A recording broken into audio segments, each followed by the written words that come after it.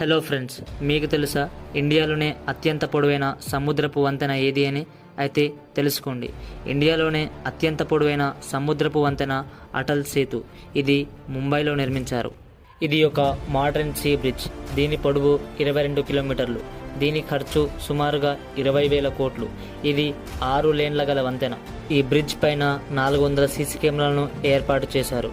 అయితే ఒకప్పుడు ముంబై నుంచి నావీ ముంబైకి చేరుకోవాలంటే 2 గంటల సమయం పట్టేది.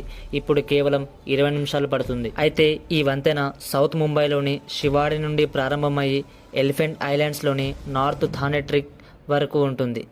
ఈ బ్రిడ్జ్ 16 కిలోమీటర్లు అరేబియన్ సముద్రం పైన ఉంటుంది.